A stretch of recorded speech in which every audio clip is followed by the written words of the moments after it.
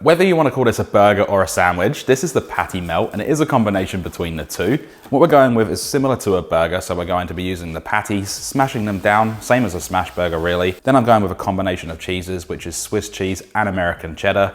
We're also going to be making a fantastic caramelized onions that's sweet, not overpowering, but goes so well with the burger patty. And of course the sauce, we're making a smoky chipotle and adobo mayonnaise, completes this dish so well. Let's get straight into it. The first thing we want to do for this recipe is our caramelized onions. These take the longest. We're going to use 2 brown or yellow onions, and these can be thinly sliced the whole way across, and you can also use a mandolin for better accuracy. Place a large pan over a medium-high heat, add in 2 tablespoons or 28 grams of unsalted butter, along with 1 tablespoon or 20 milliliters of olive oil, which will help the butter not burn as fast. Add in all of the thinly sliced onions, along with a nice pinch of salt. You can also add pepper here if you wanted to, but I decided not to.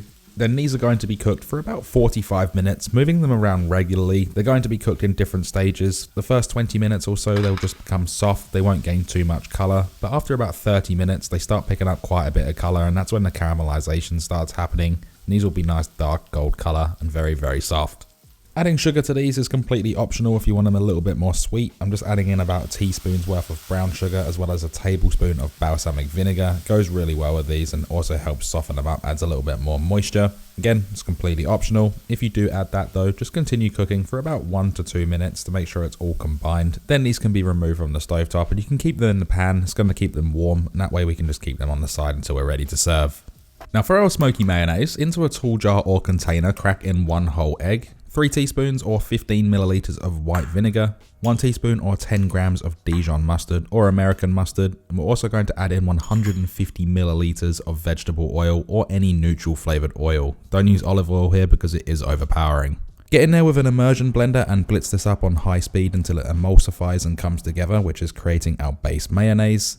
Then to this now, I'm going to add in 2 teaspoons or 20 grams of tomato ketchup, 2 teaspoons or 20 grams of chipotle in adobo, 2 teaspoons or 20 grams of American mustard. You can also use more Dijon mustard if you have that. I'm also small dicing 1 slice of pickle. You don't have to slice it because it is going to get blended, but I feel like it does actually work better if you dice it beforehand. Season to taste with salt and cracked black pepper, 10 cracks worth. And get back in there with the immersion blender, blitz this all up till everything's combined, all of the flavors have become friends, and what you should have is this thick but pourable sauce. It is a mayonnaise base, but it has turned into a sauce now, and this can be put into the fridge until we're ready to serve.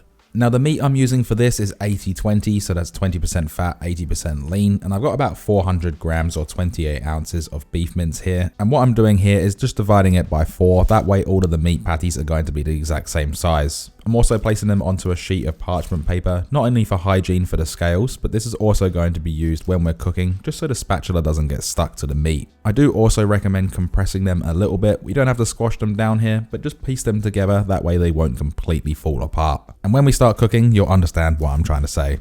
The bread I like to use for this is a simple white loaf. I buy it whole, that way I can control the size of my slices. And you can use any bread of your choice. You don't have to use what I'm using. I just like to do this because it is nice and simple, and it's probably one of the easiest breads to get.